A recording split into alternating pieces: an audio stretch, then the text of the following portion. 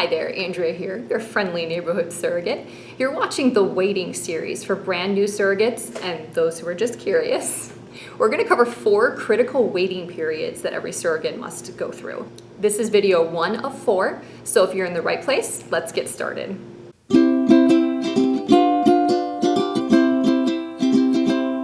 All right, if you landed here, you probably already endured that first waiting period, which is the time between filling out your online interest form and first contact. You handed in your medical release forms. Hopefully your healthcare providers didn't give you too much trouble. Mine took forever. I had to call them, 4 or 5 times. It was ridiculous. Anyway, congratulations on passing your psych eval. And now you're waiting again. What are they doing? They're making your profile. Luckily, this only takes a couple days, but I really hope that you gave them the good pictures because it can have a profound effect on the first critical waiting period, which is the matching process.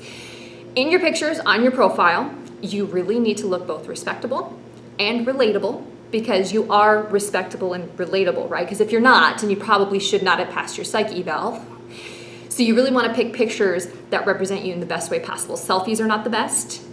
Trashy clothes are not the best. If you look nasty, girl, forget it. They are not going to pick you. I realize this doesn't seem very body positive, friendly, and whatnot, but it's reality, guys. Image is everything.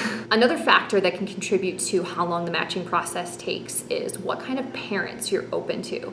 Omega will ask you while they're creating your profile if you're okay with single parents, if you're okay with same-sex couples, if you're okay with families from out of the country. So any one of those things being eliminated could lengthen the process. So just keep that in mind. Everybody is going to be different because everybody's profile is going to be different. But I'm telling you right now, it all starts and ends with those pictures. These people are not going to meet you in person most likely. You're going to be chatting on Skype or WeChat. So those pictures are all they're going to have to go by. Make sure that they are good, all right? All right.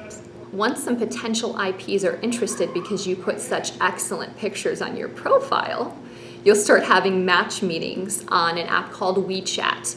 Now, especially if your IPs are from out of the country, many social media sites and apps are banned in other countries, particularly China, which 80+% of our IPs come from. WeChat is basically their answer to Facebook Messenger. You can video chat, you can voice chat, and you can, of course, text chat like every other app. Now, before I close out this video, I do want to give you a few pieces of advice for your match meetings. First match meeting, they're going to ask you, now, is there anything you would like to know about the IPs? And you're going to be like, I should probably want to know something, but I don't even know what questions to ask. So let me give you a few ideas. First of all, what's their story? Chances are you probably already know a little bit of it because they were sharing on their end of the conversation. But really, how many kids do they have? If they have any kids already, how many times have they tried the IVF process themselves? What's the story? Why did they need a surrogate? It's personal, but you're going to be carrying their baby, so don't feel like you're being nosy. It's important information, you know what I mean? Another crucial piece of information is whether or not they have embryos already frozen at the IVF center, because this can really affect how long the IVF process takes, and we'll cover that in a couple weeks. But for now, just know that it would be very helpful to know if they already have embryos, and it might be interesting to know if they're boys or girls or how many they have of each. Now, at this point, you also need to decide what's truly important to you and bring that up in the discussion. For instance, for me, now this is just for me, this is my own conviction, this has nothing to do with anybody else. I am not telling anybody this so that they can do what I do, but I believe in the sanctity of life. That means that I will not consent to an abortion or a reduction unless it's medically necessary, i.e., my life is in danger or the fetus is not viable. Now, most IPs are spending thousands and thousands and thousands of dollars on this process. So they pretty much agree they're not going to go wasting embryos. But sometimes spontaneous twins happen and they just don't want 2 babies. So they will reduce. I'm not okay with that. You might be okay with that, but that's something to consider. Is that important to you?